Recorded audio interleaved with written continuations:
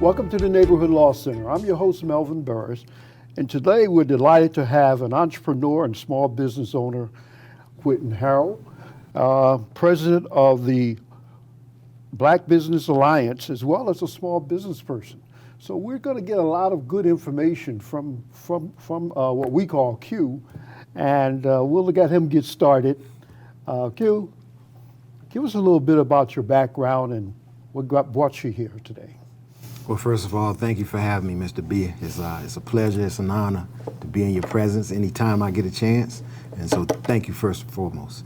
My name is Quinton Harrell. I am the founder of Heritage United Builders, which is a local African-American-owned construction brokerage company. I connect African-American and minority subcontractors to construction work in this area. I'm the founder of that, but more importantly, I am the chairman of House Harrell, where the lovely and effervescent Yolanda Harrell serves as the CEO. Our vision for House Harrell, which is our family, our vision is a blessed family thriving under divine providence. And Mr. Burruss, our mission statement for our family and for House Harrell is to expand our blessings so that we may be more of a blessing to others. Okay. And that's what drives all of the work and all of the things that we do.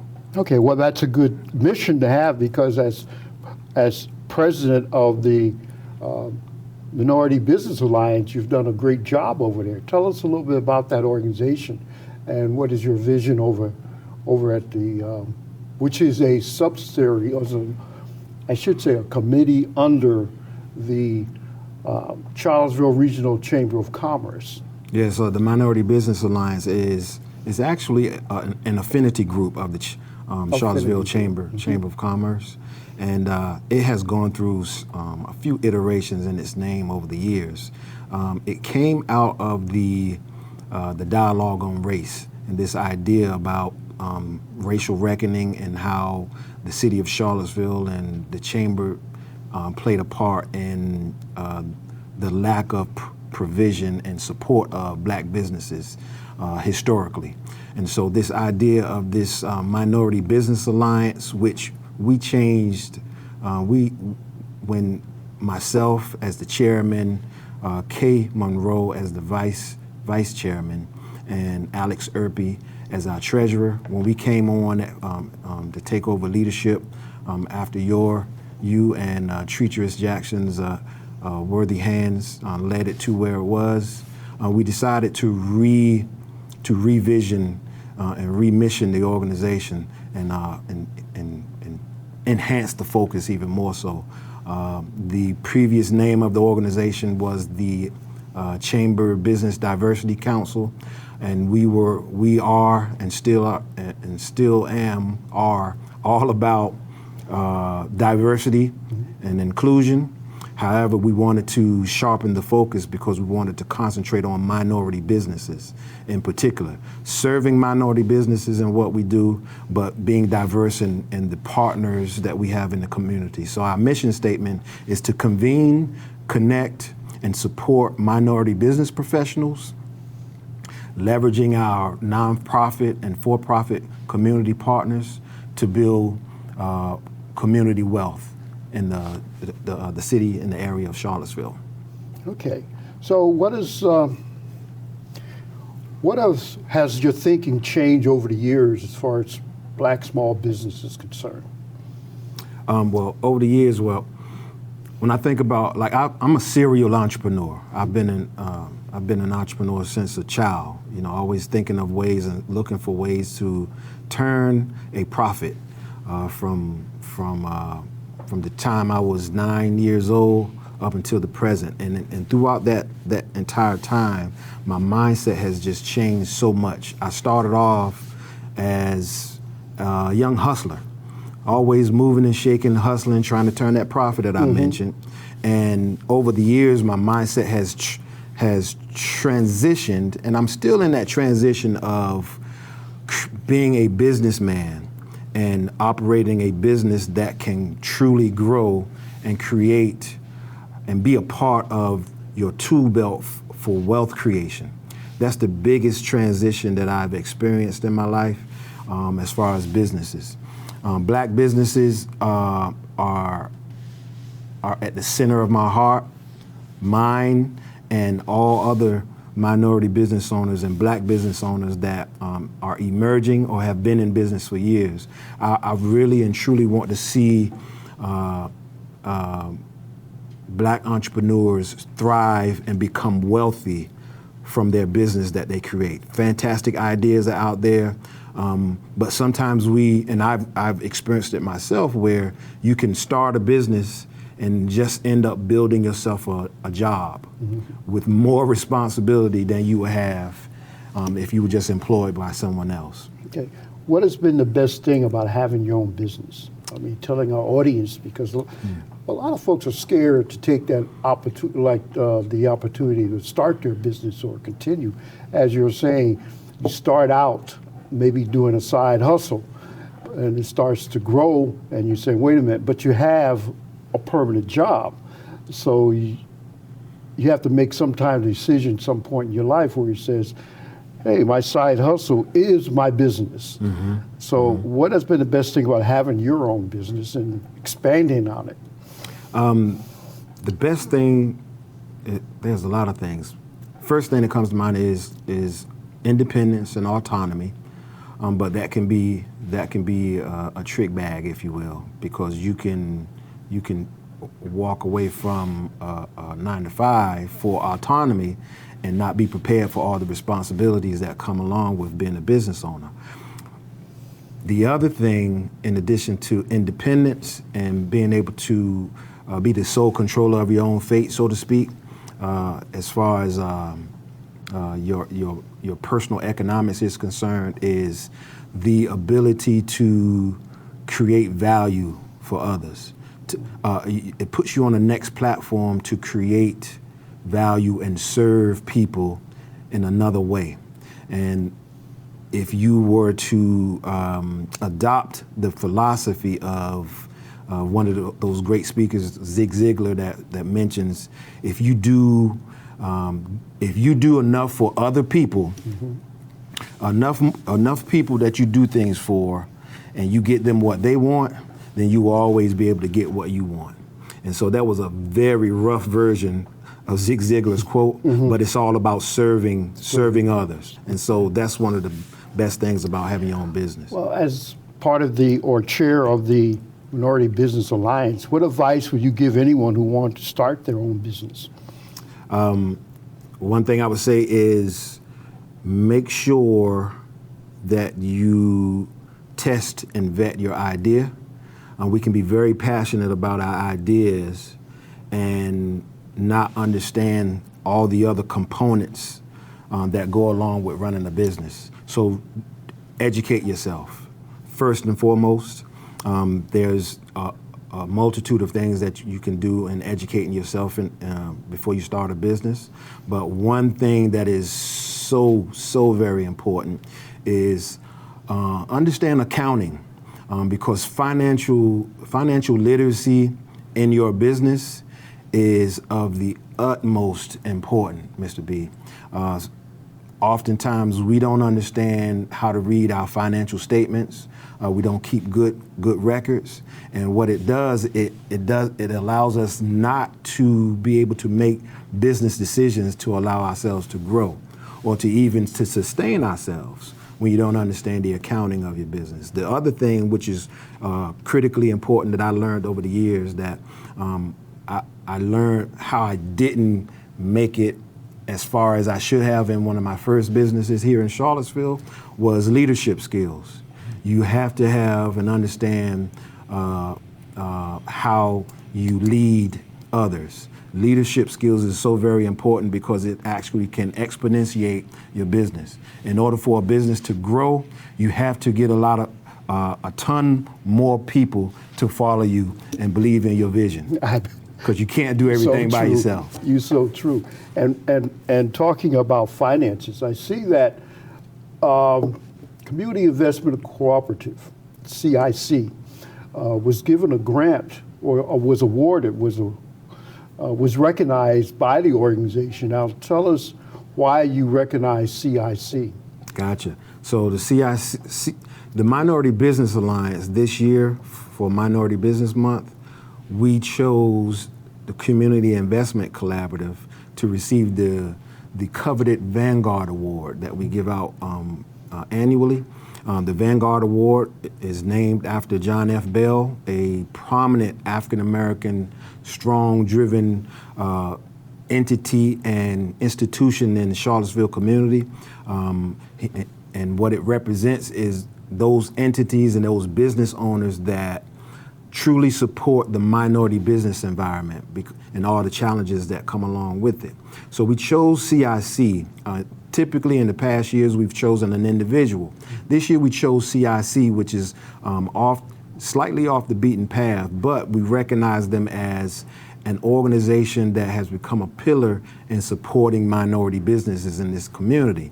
Last year during the pandemic, CIC handled and distributed, they're a CDFI, which is a community development financial institution, and they distributed millions of dollars to needy minority businesses in this community, along with all the other work that they were doing. With a small staff, the challenges of the pandemic, they did a tantamount, a gargantuan job in supporting minority businesses. So we thought it was appropriate for us to recognize them. But that leads into financial literacy, because that's what they do, don't they? Can you tell us some of the things they do?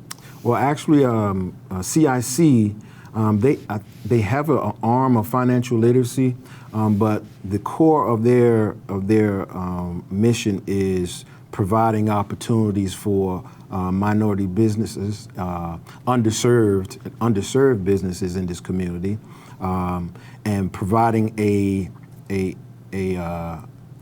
training of sorts. It's a 16-week program, and it actually walks budding entrepreneurs and existing entrepreneurs through a 16-week process where they interact and commingle and network with other businesses to sharpen their skill set on the basics of businesses, of business development and establishing a business. And one of the powerful pieces after that business education that you go through is then you can get connected to a mentor, a seasoned business mentor to help you continue to move along on your pathway, and the connections and the exposure to the community that they do. Okay, so basically it's everything you're talking about, the financial literacy, the leadership that you'll learn there, as well as the mentoring process that small business people need when they first think about starting a business. Indeed. However, there's levels to everything, right? Mm-hmm. And so CIC sets you up on that first level to get you started, but we still have a need for the next level of financial literacy in terms of business owners and really being able to take their business to the next level. And so that's where you come.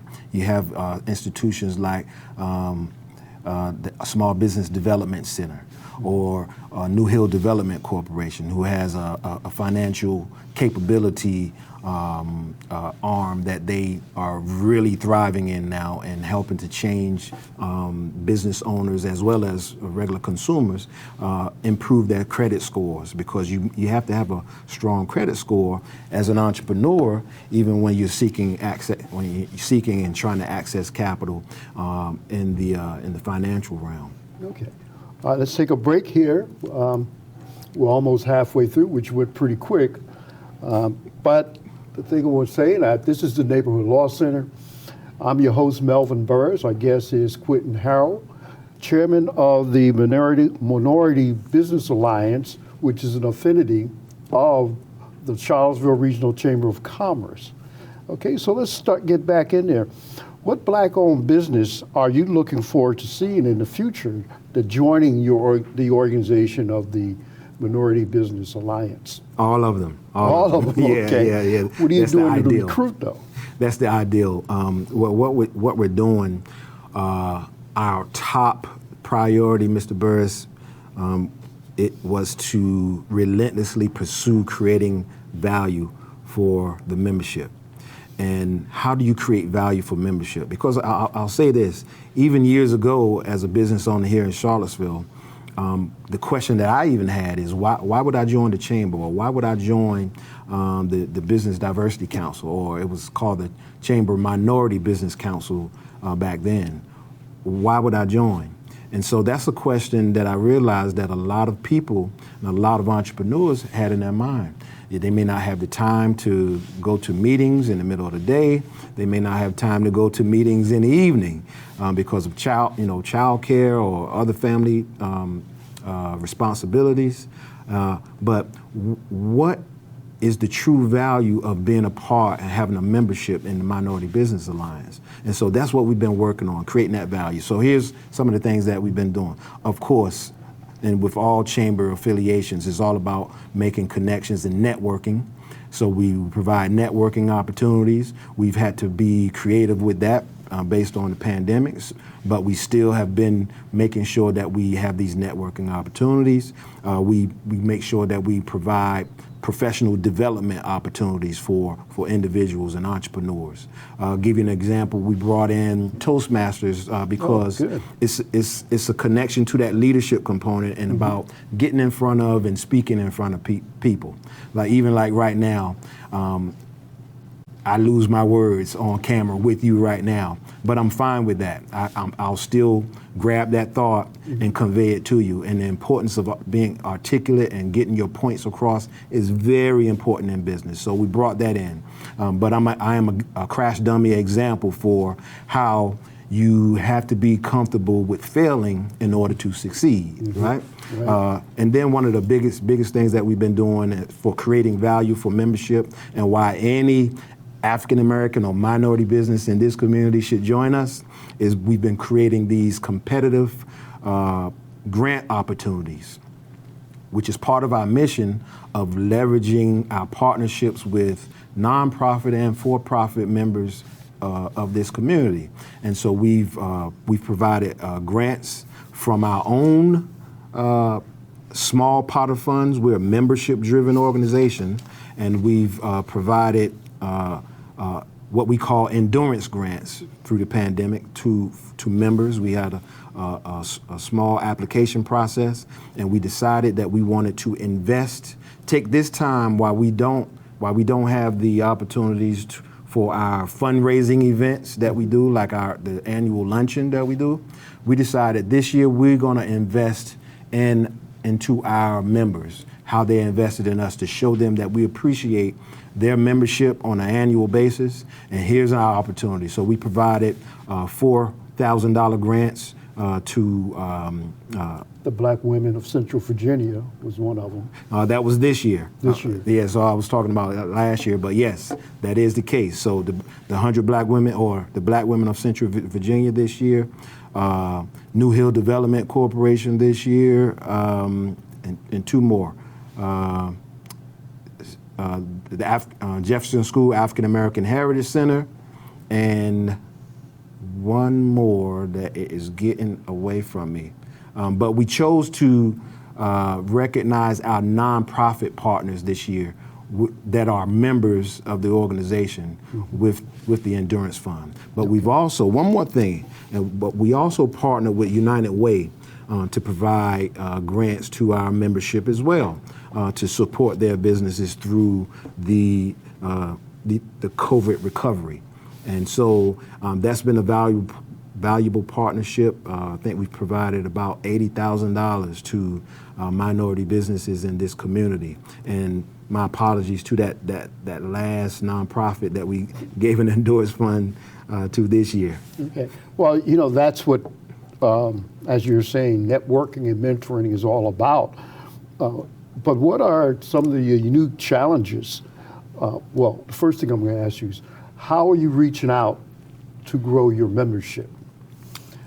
Because that's very important to sustain the organization to do the great things that you're doing. Absolutely. It's the continued partnerships and looking at additional partnerships with other organizations like a United Way, like a New Hill, like the Black Professional Network, and leverage their networks on getting the word out about the Minority Business Alliance. It's about creating our strategic plan. My hope is that we can actually leverage Catch a Fire, which is an initiative that's been launched by the Community Foundation to utilize their services for a marketing campaign. This is some of my hopes. So my executive team is going to say, hey, I haven't heard about that yet. What's going on with that, Q? Okay. But that's an idea that I really would like for us to look at on really truly creating a marketing campaign for the Minority Business Alliance and creating flyers and brochures to hand out as we continue. But what we wanted to do is work on creating a solid work of value and value propositions first before we start marketing ourselves and say, please come join us. So coming on this show and talking about the Minority Business Alliance is a place.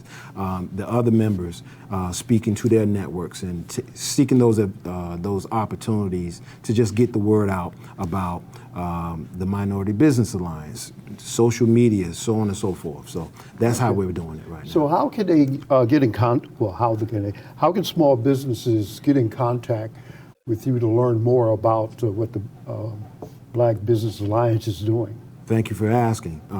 The easiest way is to log on to civillchamber.com/MBA. And the very good thing about a membership with the Minority Business Alliance is that it is a discounted membership. So you don't pay the same amount of money that a regular large business that's a chamber member pays. You pay a discounted rate, but you still are an official member of the Chamber of Commerce with all the amenities and all the offerings that the Chamber of Commerce has. Well, that's a great idea that you could run, the small guys could run with the big guys, and as you're saying, with the mentoring and networking, try to grow their business with those customers of people who may need their services. Indeed, indeed. Now, you're an entrepreneur yourself in your own right. So tell us about your business before we leave, because time is running down. Okay. So tell us about your business. Give you a couple minutes, and then we're going to sum it up. All right. So Heritage United Builders, as I said earlier, is a construction brokerage company. The original goal of the business was to concentrate on connecting minority minority subcontractors and contractors to construction work in the area. In addition to that, though, we also do some of the work ourselves in the residential realm as well as the commercial realm. And so, in a nutshell, that's what it is. We provide administrative services for those skilled craftsmen and business contractors that are out there and in the field all day long. And at the end of a day, of a long day, really hate doing that next bid, that next quote, and sending out that next estimate. Mm-hmm. So we provide that service, the administrative, the back office, the back of house services for businesses that want to grow but just don't have the capacity to grow in that component. And we provide that customer service component that can sometimes fall off on the edge when someone's concentrating on the work itself. So we like to, I like to tell our clients, that residential homeowner or that commercial client, that Heritage United Builders does not want you to go to sleep with a question mark about your project if you've put your trust in us to take on and execute on your project. So how are you growing your business? Where are you getting these subcontractors and service people from? From just around from the area. The initial network was just leveraging my own personal network already. It was sitting down, meeting and talking with people, networking and letting people know what I'm doing and what I need. And I need more subcontractors. Some don't have the capacity.